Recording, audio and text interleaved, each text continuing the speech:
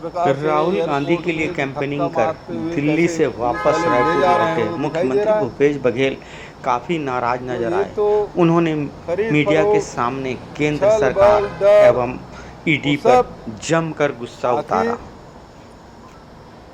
नारायण राणे, हेमंत बिस्व शर्मा, मुकुल राय, ये सब विपक्ष में थे, तो ईडी का केस बना, आईटी का केस बना, तो बहुत बड़ा केस है। जैसे वो गए सब ठीक। अभी एक जने गए हैं, हार्दिक पटेल, क्यों गए? सबको समझ आ रहा है, वहां जाते हैं सब पाक साफ हो जाता है, fair and lovely. Rahul ji ने कहा कि जैसे 3 काले कानून बने, राहुल जी ने कहा इसको वापस लेना होगा, और लिए, माफी मांग के लिए। क्या क्या नहीं किए, उनको आतंकवादी घोषित किया, तार घेर दिए, गड्ढे खोद दिए, सब कुछ किए, कील गाड़े, सब कुछ किए, कानून वापस लेना पड़ा। आज नौजवानों के साथ कर रहे हैं, पहले किसान के साथ, अब नौजवान के साथ। तो ये कानून भी वापस होगा, ये योजना भी वापस होगी। ये कानून बना नहीं है, तो लोकसभा तो पारित, मतलब लोकसभा में चर्चा नहीं हुई है, पारित होने की दूर बात। ये योजना जो लाए हैं उसको वापस लेना होगा। तो ये देश किसानों का है, जवानों का है। लाल बहादुर शास्त्री नारा दिया था, जय जवान जय किसान। ये किसानों को पहले कुचले, अब ये नौजवानों को कुचलने की तैयारी है। सीधे सीधे भारतीय जनता पार्टी बर्दाश्त नहीं कर पा रही विपक्षी सरकार चले और तोड़फोड़ करने में लगे हुए हैं। वो पहले गुजरात गए, फिर आसाम गए। इसका मतलब कौन है? पर्दे के पीछे में कौन लोग हैं? यही लोग हैं। वो कर्नाटक में किए, राजस्थान में किए, मध्य प्रदेश में किए, यहाँ भी लगातार लगे हुए हैं। कभी ईडी, कभी आईटी, कभी इसका, कभी उसका, कभी फ़ोन टेपिंग, ये सब लोग करा रहे हैं, इलीगल रूप से करा रहे हैं। अब आज विष्णु देसाई जी प्रश्न पूछ रहे हैं। विष्णु देसाई जी बहुत सज्जन आदमी है, और इससे उनसे तो सवाल बना नहीं होगा, लेकिन पूछ लिए। लेकिन मैं उसे पूछना चाहता हूँ, पेगासस के द्वारा किसने कराई जासूसी? फोन टेपिंग क्या उनके नेताओं की नहीं हुई? वो बताए। विपक्षी के लोगों को भी हुआ, नौकरशाहों को भी हुआ, और उनके नेताओं को भी हुआ। उसके मामले में क्या बोलेंगे विष्णु देसाई और रमन सिंह जी? उसके मामले में चुप। उस मामले में जजों के भी फोन टेप हुए। तो इनकी फितरत ही है फोन टेपिंग की। और अभी जितने छापे पड़े उन्हीं से पूछ लो, सेंट्रल एजेंसी वाले फोन टेप कर रहे हैं कि नहीं कर रहे हैं? उनकी सरकार, उनकी एजेंसी, उनसे पूछे, हमसे क्या पूछना? कर रहे हैं कि नहीं कर रहे हैं? उनसे पूछे। जिनके यहाँ छापा पड़ा उनको फोन टेप बताया कि नहीं बताया? तुमने ऐसा बात किया कि नहीं किया? क्या वो लीगल वे से फोन टेपिंग किए थे? ये इनका पुराना ट्रैक रिकॉर्ड ही यही है, और इस आधार में मैं बोल रहा हूं कि फोन टेपिंग कर रहे हैं। कोई नई बात नहीं है। ये पेगासस के बारे में बता दे विष्णु देसाई और रमन सिंह जी, और रमन सिंह जी बता दे पिछले समय पत्रकारों के फोन टेप होते थे नहीं होते थे, अधिकारियों के होते थे नहीं होते थे, मुकेश गुप्ता क्या करते थे? दोनों तरफ से यूडब्ल्यू में थे, इंटेलिजेंस भी थे, और दोनों का उपयोग वही करते थे। क्या हुआ था सब जानते हैं। रमन सिंह जी क्या अधिकारी, क्या राजनेता, क्या विधायक, क्या मंत्री, सब लोग डरे रहते थे, कोई बात मत करो। एवं पत्रकार लोगों को भी सब सुनते रहते थे, तो काम करवाए हैं वही। इनका फितरत ही यही है। और कोई सवाल? भाई नेहरू जी, सरदार पटेल जी, टंडन जी और रफ़ी अहमद किदवई जी, ये 4 लोग मिलके AGL, associate director general limited, AGL associate general limited, की स्थापना करते हैं और 3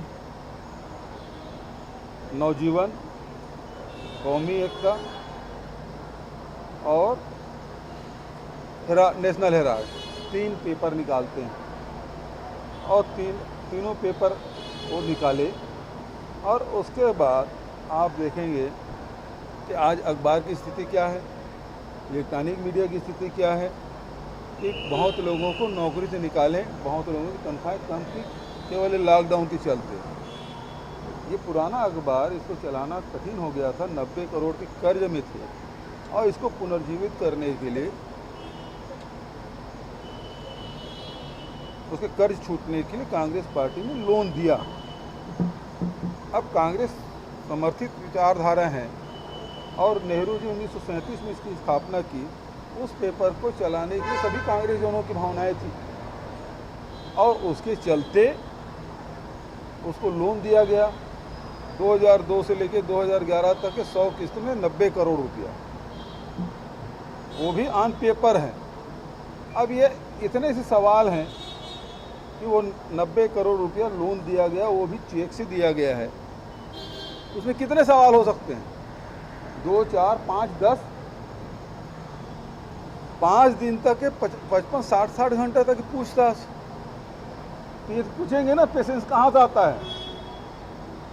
हमें पेशेंस बहुत है। देश की आज़ादी की लड़ाई हमारे पूर्वजों ने, पुरखों ने लड़ी, तब उनको ये भी पता नहीं था कि देश आज़ाद भी हो पाएगा, लेकिन पूरी अपनी जवानी कुर्बान कर दी। चाहे वो लोकमान्य बाल गंगाधर तिलक हो, चाहे महात्मा गांधी हो, गोपाल कृष्ण गोखले हो, चाहे वो सरदार पटेल हो, चाहे नेहरू जी। सबसे ज़्यादा नेहरू जी जेल में रहे 10 साल, पूरी जवानी जेल में बिता दी, लेकिन देश आज़ाद हुआ। तो पेशेंस वहाँ से आए। हम लोग पेशेंस रखते हैं, देश के लिए, समाज के लिए निरंतर काम करना है। ये लोग तो आज़ादी के समय भी अंग्रेज़ों के साथ थे और अब जब सत्ता में आए तब भी अंग्रेज़ों की नीति पे चल रहे हैं, फूट डालो, राज करो, अल्पसंख्यकों को लड़ाते जाओ, चाहे वो हिंदू हो, मुस्लिम हो, सिख हो, ईसाई, इनके बीच में भेद पैदा करो, वोट लो, सरकार बनाओ। इसके अलावा इनके पास और कोई रणनीति नहीं है। पूरे देश में 2 मुद्दे अभी तेजी से चला। पहला, नेशनल हेराल्ड के मामले को लेकर राहुल जी से लगातार 5 दिन पूछताछ हुई। दूसरा मुद्दा, अग्निपथ, और इसमें पूरे देश भर में नौजवानों में आक्रोश फैला। पूरे सप्ताह ये 2 मुद्दे के इर्द गिर्द घूमता रहा। मुख्य रूप से बात यही है कि राहुल जी की आवाज़ दबाने के लिए ये कृत्य किया गया। जब कोई मनी ही नहीं है तो लॉन्ड्रिंग नहीं हुई, और लॉन्ड्रिंग नहीं हुई तो ईडी का कोई काम नहीं, कोई एफआईआर हुआ नहीं। लेकिन परेशान करना है, पार्टी को बेफूट में ले जाना है और नेता को दबाना था। लेकिन न पार्टी झुकने वाली है, न हमारे नेता दबने वाले हैं। दूसरा मुद्दा नौजवानों का है। आज ये अग्निपथ, अग्निवीर, फिर अग्निवीर के बाद फिर रेलवे वीर के बाद शिक्षा वीर, फिर उसके बाद चिकित्सा वीर, इसी प्रकार के ठेके में सब कुछ लाना चाहते हैं। ये इसका विरोध नौजवान जो वर्षों से मेहनत कर रहे हैं, सुबह से दौड़ रहे हैं, एक्सरसाइज कर रहे हैं, सेना में जाएंगे, देश सेवा करेंगे, सीमा की सुरक्षा करेंगे, लेकिन उनको उनके सपनों को चकनाचूर करते हुए 4 साल के ठेके में रखेंगे, जिसमें 6 महीने वो केवल ट्रेनिंग लेंगे। 6 महीने में तो बराबर मार्च पास्ट और वर्दी पहनना, सेना में तो और कड़ाई से प्रोटोकॉल पालन होता है, इनको सीखने में उतना समय निकल जाता है। और उसके बाद 3.5 साल बाद आप भूतपूर्व हो जाएंगे, रिटायर हो जाएंगे। रिटायर के समय आदमी दादा नाना सब बन जाता है। ये तो रिटायरमेंट के बाद शादी करेंगे और फिर इसके सामने भविष्य कुछ नहीं। इस योजना के माध्यम से देश की सीमाओं के साथ खिलवाड़, फौज के साथ खिलवाड़ और नौजवानों के जीवन के साथ खिलवाड़ किया गया, जिसका विरोध हम लोग लगातार कर रहे हैं और जंतर मंतर में भी धरना दिए और अभी 27 तारीख को प्रत्येक विधानसभा में धरना प्रदर्शन किया जाएगा। मैं खुद भी पाटन विधानसभा में रहूँगा, अपने विधानसभा में सबको रहना है, मैं अपने विधानसभा में रहूँगा। सारे विधायक अपने अपने विधानसभा में, जहाँ विधायक नहीं है वहाँ पे पार्टी के पदाधिकारी ये लोग जाएंगे, लेकिन अपने अपनी विधानसभा में सब रहेंगे। ये देश के सुरक्षा को लेकर, देश के नौजवानों के भविष्य को लेकर खिलवाड़ कांग्रेस पार्टी बर्दाश्त नहीं करेगी। और राहुल जी लगातार जनता से जुड़े हुए मुद्दे, चाहे किसान हो, नौजवान हो, महिला हो, दलित हो, सबके लिए लड़ाई लड़ रहे हैं। और जब जब सरकार गलत फैसला करती तब तब वो आवाज़ बुलंद करते हैं, चाहे वो नोटबंदी के समय हो, चाहे भूमि अधिग्रहण बिल के मामले में, कृषि कानून के मामले में हो, चाहे वो लॉकडाउन की बात हो, चाहे चीन के हमारी सीमा में घुसकर 1000 वर्ग किलोमीटर कब्जा करने के मामले में, सब मामले में राहुल गांधी लगातार बोल रहे। तो अकेले नेता हैं जो लगातार बोल रहे हैं। इस कारण से राहुल जी की आवाज़ को बंद करना चाहते हैं, जो कभी सफल नहीं होंगे।